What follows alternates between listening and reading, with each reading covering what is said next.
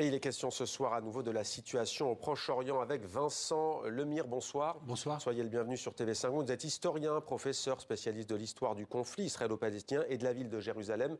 Je signale 2 de vos livres, Au pied du mur, vie et mort du quartier maghrébin de Jérusalem, 1187-1967. C'est aux éditions du Seuil. Et puis la bande dessinée Histoire de Jérusalem, la voici, c'est avec Christophe Gauthier aux éditions Les Arènes. Vincent Lemire, il y a donc un mois, jour pour jour, Israël est plongé dans la sidération. 1400 Israéliens tués lors d'attaques du Hamas sans précédent. On peut le dire depuis l'histoire et la naissance du conflit israélo-palestinien, pour les Israéliens en tout cas. Il y a un mois, la question palestinienne, elle n'était sur aucun agenda de l'échiquier politique international. Diriez-vous qu'elle est redevenue centrale ? Ben oui, regardez, on multiplie les plateaux. Blinken, je crois que c'est son 4e ou 5e aller-retour dans la région en 30 jours. Biden y a été une fois. La diplomatie américaine. Le secrétaire d'État américain, le président américain qui a fait un aller-retour une fois dans une situation en plus très très difficile. Il y avait cet hôpital qui était en feu. Le conflit israélo-palestinien est revenu au centre de l'agenda international, mais c'est logique, encore une fois, il y a vraiment encore aujourd'hui un risque d'embrasement énorme. Il y a des chiffres qui sont 1400 morts israéliens, dont beaucoup de civils, 10 000 morts palestiniens, 200 000 Israéliens déplacés, 1,5 million de Gazaouis déplacés. Enfin, les chiffres, en fait, donnent le tournis. Je pense que les gens qui nous regardent et qui sont peut-être pas tous spécialistes de cette région sont peut-être un peu assommés aussi par ce qui arrive. Il y a un réel risque d'embrasement au nord. Il y a l'Iran. Enfin, il y a des missiles très longue portée qui partent du Yémen. Il y a les rebelles Houthis, notamment. Les rebelles Houthis. Il y a 2 porte-avions américains qui sont sur zone. Il y a maintenant on a appris un sous-marin nucléaire américain qui vient d'arriver sur zone. Enfin, oui, on a raison. Je veux juste dire ça déjà. Il faut que les gens qui nous regardent comprennent que les médias, les diplomates, les politiques ont raison de se préoccuper de cette question parce qu'elle est absolument majeure, y compris dans les jours et dans les semaines qui viennent. Éradiquer le Hamas, en finir une fois pour toutes, c'est l'objectif affiché par le gouvernement de Benyamin Netanyahou. S'il y parvient, Israël sortira-t-il vainqueur pour autant ?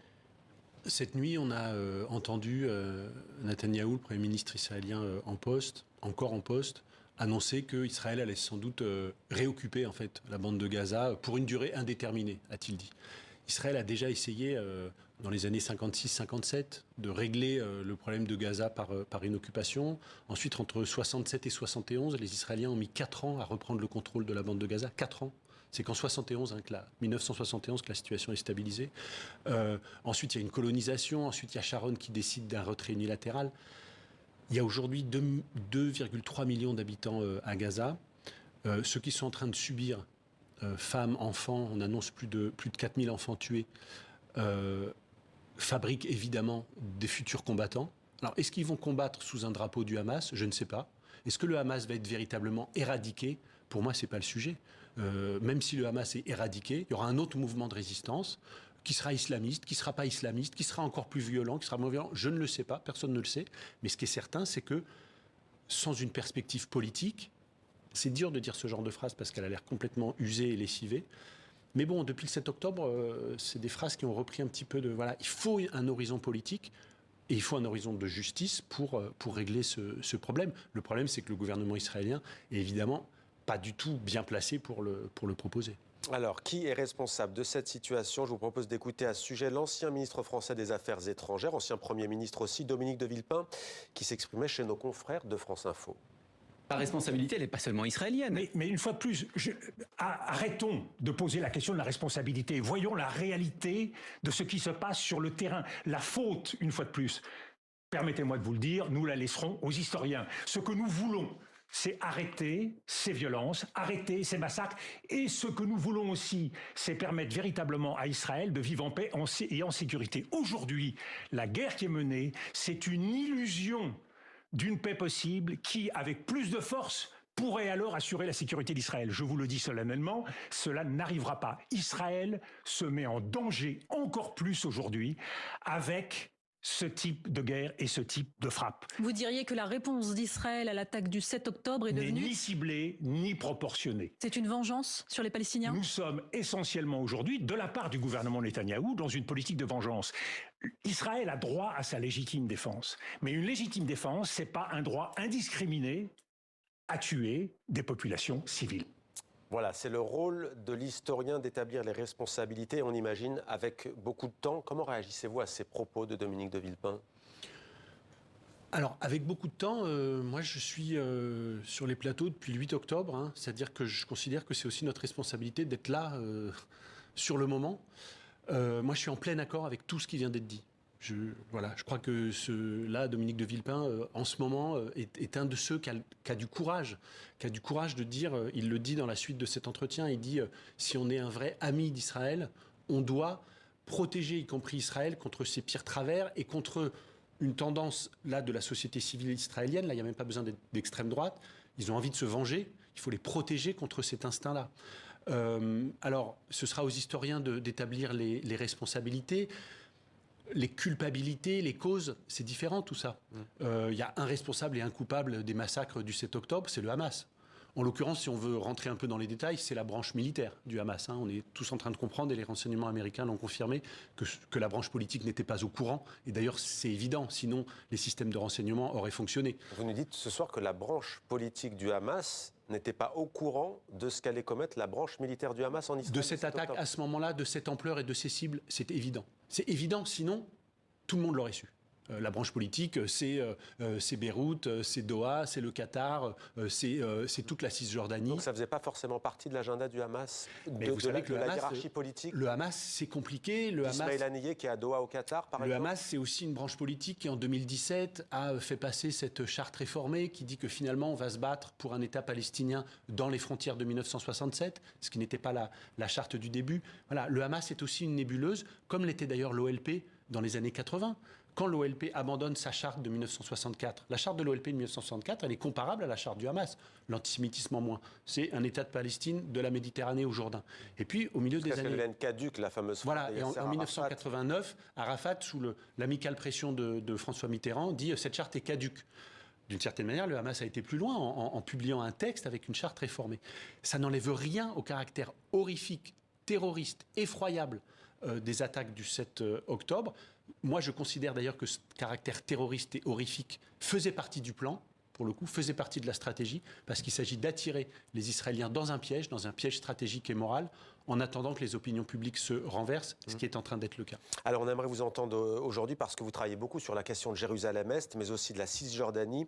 Quelle est la situation? On a entendu parler d'ailleurs la presse israélienne, notamment Haaretz, mais pas seulement, en fait l'écho d'attaques de Palestiniens, des Bédouins notamment en Cisjordanie occupée, de la part de colons israéliens. Quelle est la situation à l'heure où l'on se parle? Et je vous remercie de me poser la question parce qu'on me la pose très très peu depuis un mois. Alors on considère qu'il y a à peu près 150 Palestiniens qui sont morts en Cisjordanie depuis le 7 octobre. C'est énorme.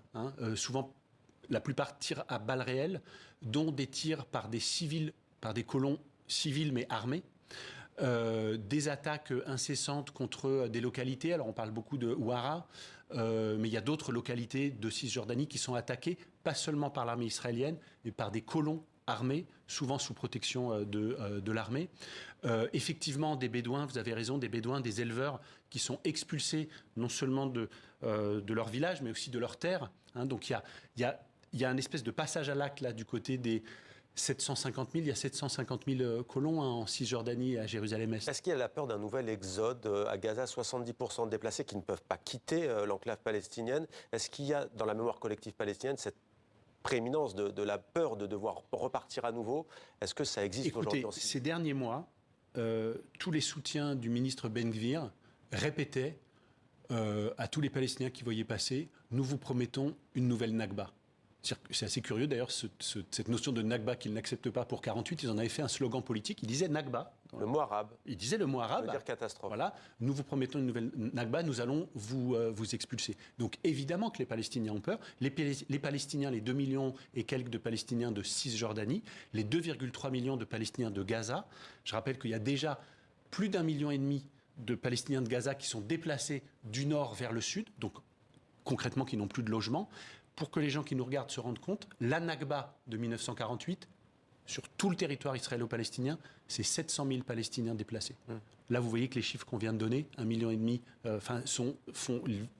évidemment, montrent qu'on est dans un moment historique. Vous avez cité les Arabes israéliens, ceux qui sont restés en 1948, leurs descendants. Là encore, quelle est la situation concrète aujourd'hui? Est-ce que ça s'est tendu dans la société israélienne? On a vu la sidération avec les attaques du Hamas. Est-ce qu'il y a des tensions aujourd'hui en Israël envers la communauté? Alors oui, tout à l'heure je faisais référence aux Palestiniens de Cisjordanie, un peu plus de 2 millions. Il y a à peu près pareil, 2 millions de Palestiniens de nationalité israélienne, qu'on appelle parfois les Arabes israéliens. Qui ont des députés, qui ont des députés, notamment la Knesset. Oui, il y a des signes de tension, mais pour l'instant, on va dire, ça tient. C'est-à-dire qu'il n'y a pas, on ne voit pas d'affrontement, on ne voit pas ce qu'on avait vu il y a 2 ans, à peu près un an et demi, au printemps. Pourquoi ça tient?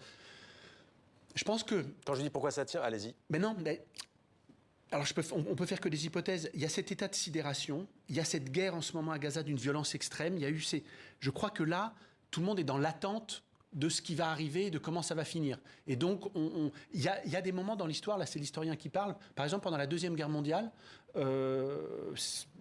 y a de la guerre en Égypte, il y a la guerre partout, et puis à Jérusalem, ça se passe à peu près bien. Comme si, alors que de 1936 à 1939, c'est des affrontements terribles, et puis de 1946 à 1949 aussi. Donc vous voyez, il y a des moments où on va dire que ça se passe ailleurs, et donc ça ne se passe pas sur d'autres terrains d'affrontement. Mais ça ne veut pas dire que demain matin, il ne peut pas y avoir, parce qu'on est dans un moment d'une telle tension, des émeutes, un accident de voiture terrible qui fait que ça se déclenche quelque part à Haïfa ou dans d'autres villes mixtes d'Israël.